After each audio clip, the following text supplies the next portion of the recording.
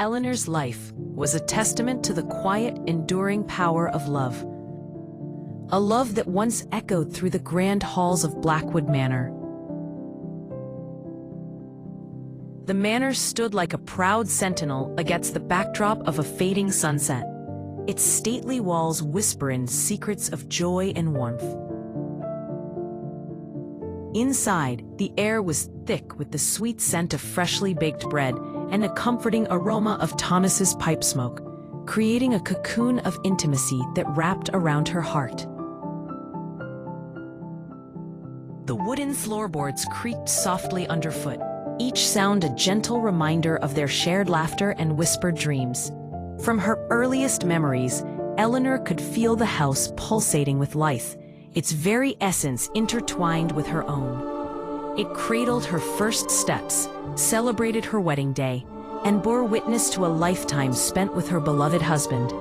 They filled the old house with joy, transforming it into a living scrapbook of their love, where faded photographs adorned the walls like cherished trophies. But when Thomas passed away, a profound silence fell like a thick fog, smothering the once vibrant sanctuary. The laughter faded, replaced by an unbearable stillness that gnawed at Eleanor's heart. Yet she was determined not to let the love they had shared wither away. Alone but not lonely, she sought solace in the routines they had built together. Each morning, she tended to Thomas's beloved garden, the flowers a vibrant reminder of his nurturing spirit. She polished the furniture he had crafted with his own hands, tracing her fingers over the wood as she spoke to him in the empty rooms, her words a soft echo of a love that refused to die. Then, on a cold November night, the silence shattered. Two masked figures, fueled by greed and desperation, burst into her sanctuary, ripping through the rooms like a whirlwind of chaos. They desecrated her memories, looting the life savings that she and Thomas had carefully preserved. In a moment of defiance, Eleanor confronted them, her heart pounding with a mixture of courage and fear. But in an instant, everything changed. A cruel blow sent her crashing to the floor, and she lay there, lifeless.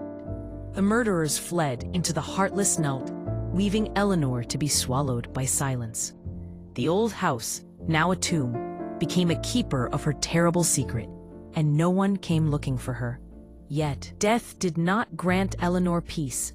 Her love for the manor, twisted by the rage and pain of her violent end, anchored her to the world.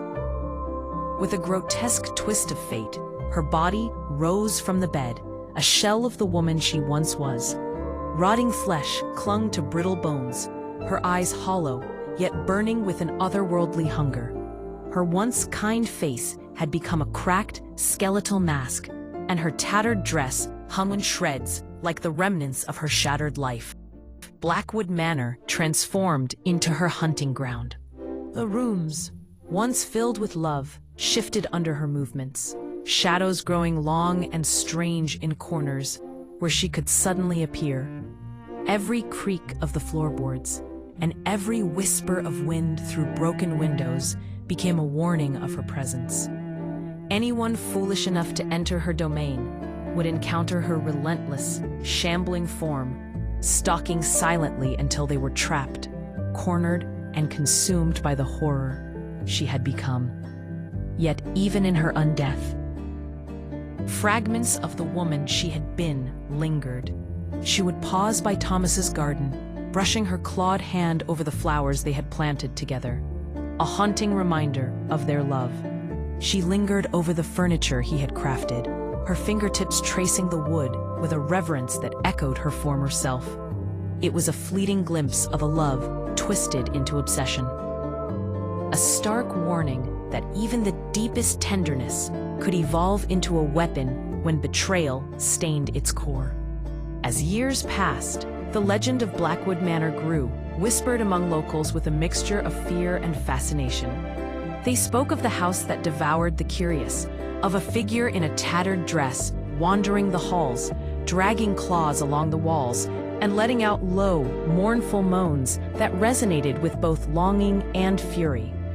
treasure hunters, thrill seekers, and the foolhardy all vanished within its walls, never to return.